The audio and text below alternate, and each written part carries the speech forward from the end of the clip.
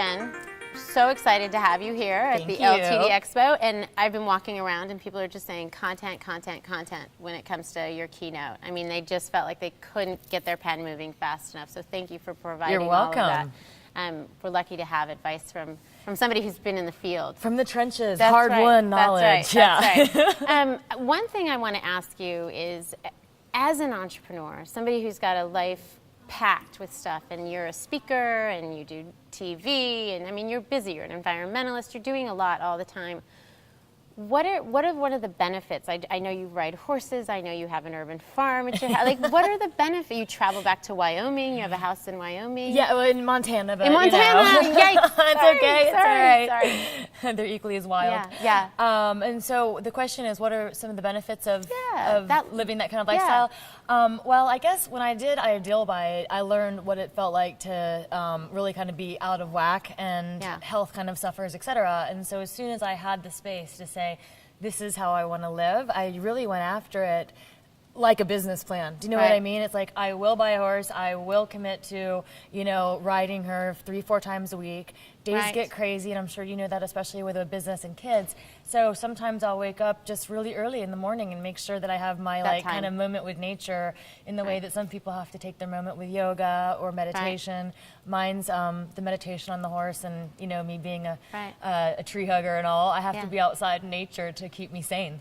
And do you recommend that as a consultant? Do you recommend that to people that you work with? For sure. You know, it's such a hard line, because you do have to work really hard. And we just did this panel, you know, with the venture capitalist type funders, and they're like, if you guys aren't working your butt off, something's wrong. You know, but there is a point of diminishing returns, and so you have to know when you're hitting it.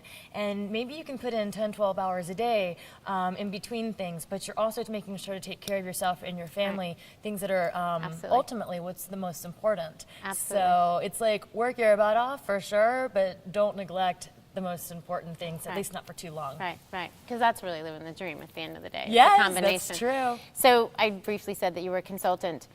As you, I know you've taken on many clients, and you're just a few. No, but I know you're also They're enough. You're specific in who you choose to take on. That you know, you don't just put your banner up consultant and take anybody who kind of comes through the door. So as you're meeting with these women, what's kind of the mistake that the one mistake that you see over and over again? You know, it's nothing personal to them. It's only their lack of expertise at this point. And I'm sure I made the same mistakes. But now I have that benefit of, you know, been there, done that.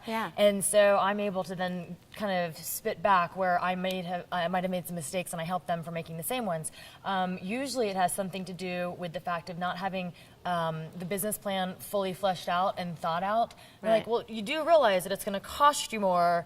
You know, now that we've sat down and whiteboarded this whole thing, it's going to cost you more to make this product than you're going to make in the first 3 years. And they're like, I'm like, right. So that's like outside capital. Are you ready to go that path? If not, we need to go back to the drawing board. You know, so it's like, it's great to start with the passion, but then they have to make sure that they're ready to roll up their sleeves and do some hard work and get that Excel file going. And are you able to say something like 3 years is too long, 2 years is too long, given the business model? I probably give my opinion too much. They're probably like, shut up. But I am, in the sense of, well, if it's a product that has a little bit longer of a ramp time, then you can justify that to investors, saying it takes 3 years to bring this to fruition until we turn a profit, and here's why. And if you look at the comps, if you look at the comparables, this guy over here took 5 years. We're going to do it in 3, but we need $3 million to get there. You know, and just having you come in and be able to identify, you know, what that is and how that translates. You had to wrap your head around it. Absolutely. I think that's part of it, is that it's not that they're clueless, it's just that they need a few guardrails. And so I guess that's what it is making sure that they have their guardrails and that they've done some homework to really think through things. So if somebody doesn't have access to you, sorry about your luck. I'm just kidding. Too bad. Too bad. So sad. Come to the LTD Expo next time and talk to her.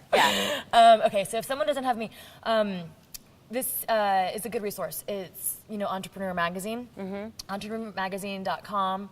They have 20 panelists and experts, and you ask your question, and then I think in like 24, 48 hours, they'll spit something back to you that's usually pretty good. I've tested it out.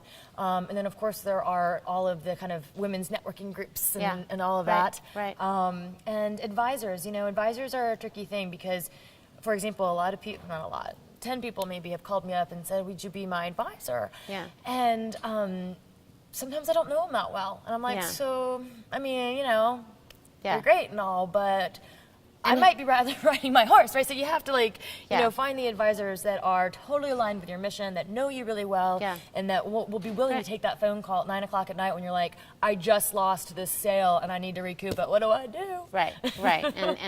And on both ends, that they have the flexibility of coming to you in that way, and that you want to take that call. You want to be invested in that. You want to. Good advisors, I think you always kind of have a history of some sort. Good. Even if it's just sharing in the vision.